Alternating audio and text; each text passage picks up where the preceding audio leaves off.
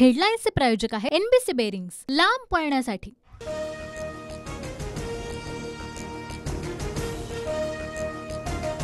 नरेंद्र मोदी सलग तिसऱ्यांदा पंतप्रधानपदी। राष्ट्रपती मुर्मूंनी दिली मोदींना पंतप्रधान पदाची शपथ।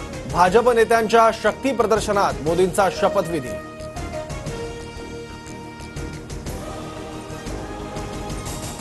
नरेंद्र मोदींच्या मंत्रिमंडळात 72 मंत्र्यांचा समावेश। अमित शहा, राजनाथ सिंह, जेपी नड्डा, निर्मला सीतारामन यांनी घेतली मंत्रिपदाची शपथ। केंद्रीय मंत्रिमंडळात राज्यातील 6 खासदारांना मंत्रिपद। भाजपकडून गडकरी, पियुष गोयल, रक्षा खडसे, मोहोळ यांना मंत्रिपद। शिंदे गटाकडून प्रतापराव जाधवांना संधी। नरेंद्र मोदींच्या मंत्रिमंडळात नितीन गडकरी, पियुष गोयल, रामदास आठवले यांना पुन्हा स्थान। राष्ट्रपती भवनात घेतली केंद्रीय मंत्रिपदाची शपथ। पहिल्यांदा खासदार होताच मुरलीधर मोहोळ यांना थेट केंद्रात मंत्रिपद, तर शिंदेंच्या शिवसेनेकडून प्रतापराव जाधव आणि भाजपच्या रक्षा खडसेंनीही घेतली मंत्रिपदाची शपथ।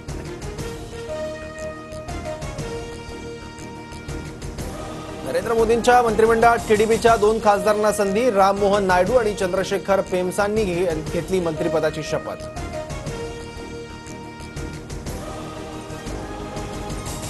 पंतप्रधान मोदींच्या शपथविधी सोहळ्याला उद्योगपतींसह अभिनेत्यांची हजेरी। मुकेश अंबानी, शाहरुख खान, अक्षय कुमार, रजनीकांतसह इतर स्टार उपस्थित।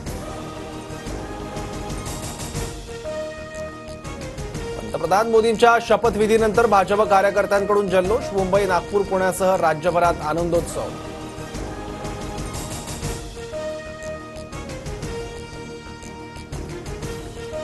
नरेंद्र मोदींच्या मंत्रिमंडळात 20 जुन्या मंत्र्यांचा समावेश नाही। काहींचा निवडणुकीत पराभव, तर काहींना डच्चू। राज्यातील नारायण राणे, रावसाहेब दानवे, भारती पवार, कपिल पाटील मंत्रिमंडळात नाही।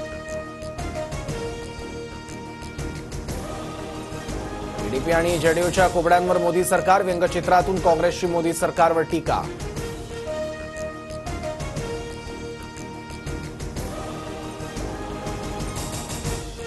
भाजपच्या जेपी नड्डांची केंद्रीय मंत्रिपदी वर्णी, तर भाजपचं राष्ट्रीय अध्यक्षपदासाठी विनोद तावडेंच्या नावाची चर्चा।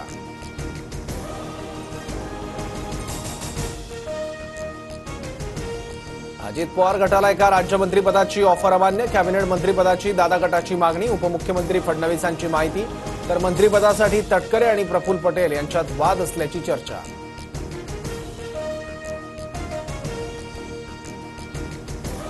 प्रफुल्ल पटेल आधी कॅबिनेट मंत्री असल्यानं राज्यमंत्रीपद नाकारलं। कॅबिनेट मंत्रिपदासाठी काही काळ थांबायला तयार। मंत्रिपदावर अजित पवारांची प्रतिक्रिया।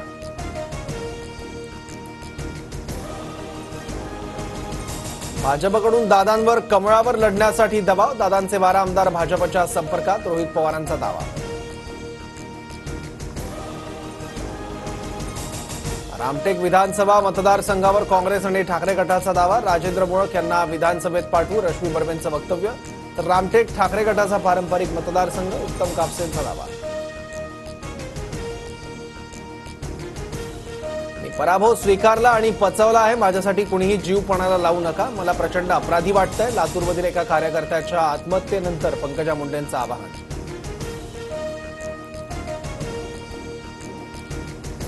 मान्सून मुंबईत दाखल, हवामान विभागाची माहिती। ठाणे आणि रायगड जिल्ह्यांमध्ये मुसळधार पावसाची शक्यता। मुंबईत पावसाचं आगमन। दादरच्या शिवाजी पार्क परिसरात पावसाची जोरदार हजेरी।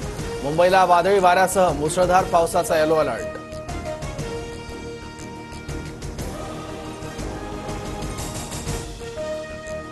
जम्मू काश्मीरच्या रियासीमध्ये भाविकांच्या बसवर दहशतवादी हल्ला। हल्ल्यानंतर बस दरीत कोसळली। दुर्घटनेत 10 भाविकांचा मृत्यू, तर 33 जण जखमी। हेडलाईन्सचे प्रायोजक आहे एनबीसी बेरिंग्स, लांब पळण्यासाठी।